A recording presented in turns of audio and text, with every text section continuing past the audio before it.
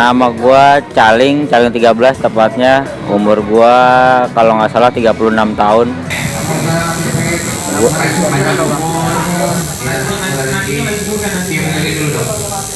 gua NATO dari 2006 akhir lah sampai hari ini.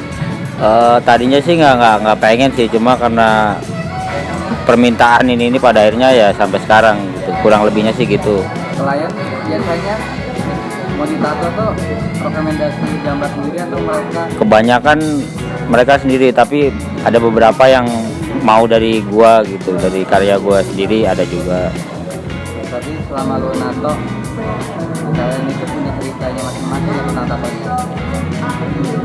Pasti, biasanya sih pasti mereka punya filosofi sendiri di badan mereka gitu. Sebelum proses kan ada obrolan dulu, udah clear semuanya ini baru kita proses.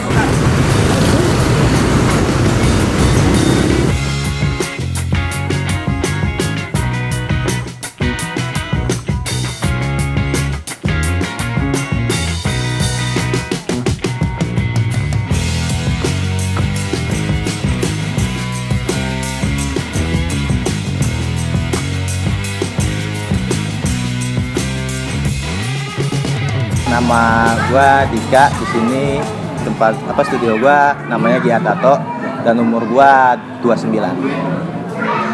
Lu kenapa mutusin jadi Arisato, Bang?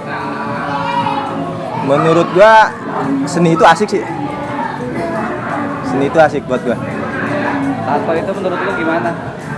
Tato menurut gua ya keren, gua senang sama gambar. Ya makanya gua salurinnya ke tato artis. Udah berapa lama lu jadi tato artis? Kalau menurut gue yang gue inget sih ya 8 tahun, 7 tahunan lah. Terus workshop lu daerah mana? Gue di Kampung Waru Gang Semun Dalam. Situ gue buka home studio. Selama ini jadi tukang tato, lu nemuin klien yang ribet banget nggak? Ada. Boleh diceritain nggak ribetnya kayak gimana? Ributnya kadang-kadang gini, minta gambar ini sampai tempat lokasi dia minta berbeda, udah didesain lagi berubah pikiran beda lagi. Itu paling ripuh ya menurut gua. Pasti bahasnya gimana? Ngantuknya, kesobernya. Terus ada Dating Miskadano, yang tatonya lucu-lucu biasa buat cewek-cewek lucu biasanya itu imut ya. Dan dari sudut Polkadot, Hendrik, ada Hadira Tato, yeay!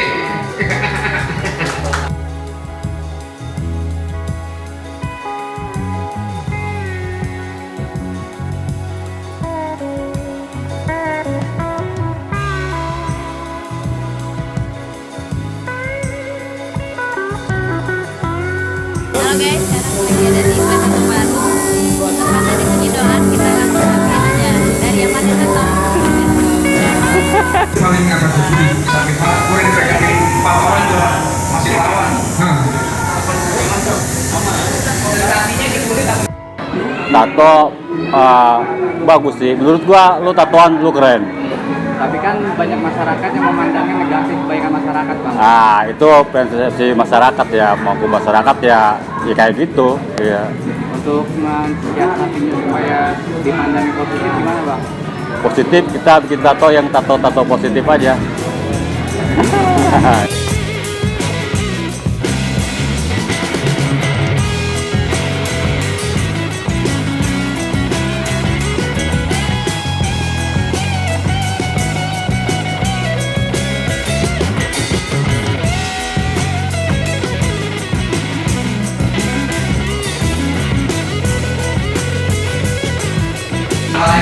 Menurut gua tatuan lu keren.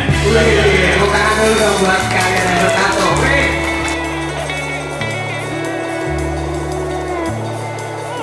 Ya apa ya, pengen aja.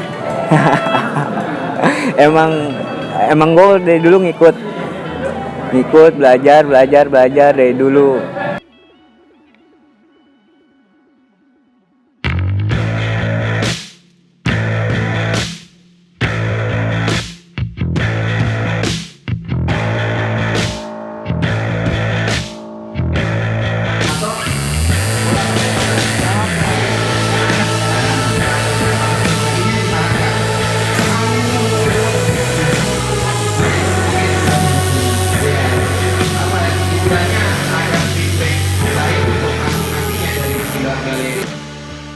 Nyaman mah nyaman sih jadi tukang tato. Seru aja seru.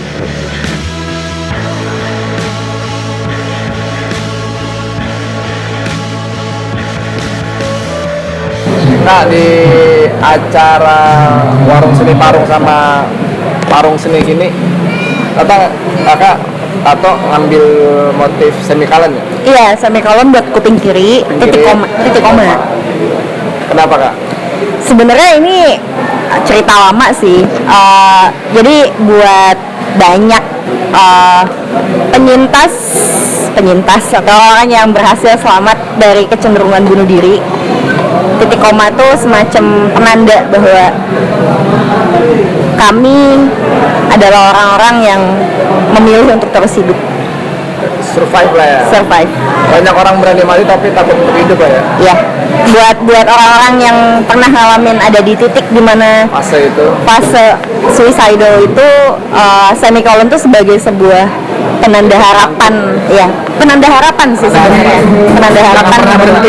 Jangan pernah berhenti hidup, yuk lanjut hidup yuk. Gitu. Dari komanya itu lah ya. Ya, betul, kurang lebih seperti itu. Kalau yang sebelah kanan, elipsis.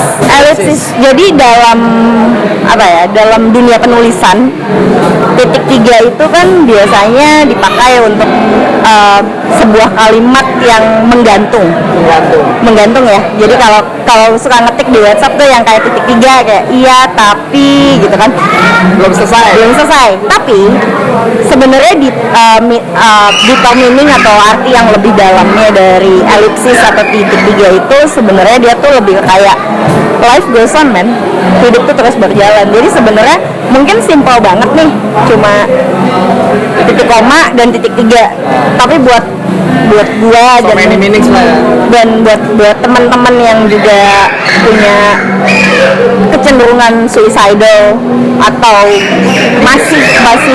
masih dalam kondisi yang itu, bahwa yuk kita milih untuk terus hidup, dan hidup itu emang terus lanjut aja.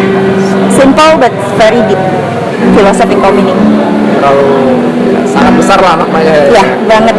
Sebenarnya udah lama banget pengen bikin ini, cuma masih maju mundur karena bikin tato titik koma terutama semikolon itu sebenarnya adalah kebanyakan sering dipakai untuk teman-teman penyintas suicidal thoughts, kira-kira seperti itu.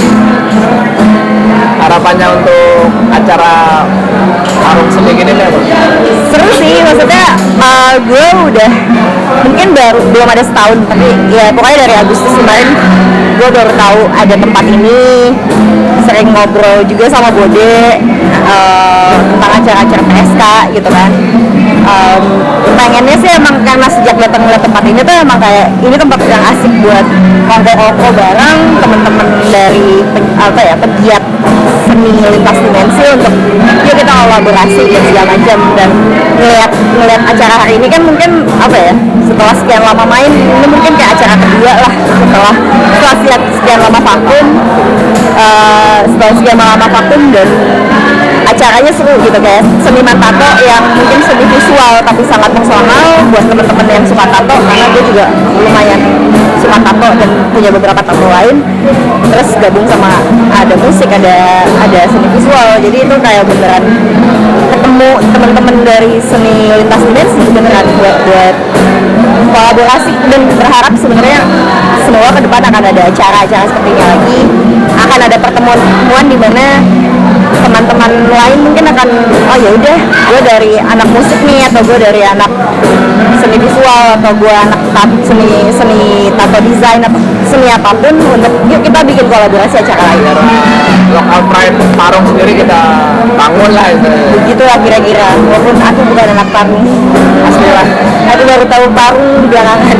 Parung ini sebenarnya punya potensi besar, dia nggak Bogor, nggak Depok juga, Parung lah kayak Blok M lah gitu. Titik ya. Orang Blok M gimana Blok M? Nggak nanya selatan katanya. Nggak nanya selatan, betul. Jadi sebenarnya Blok M secara lokasi kan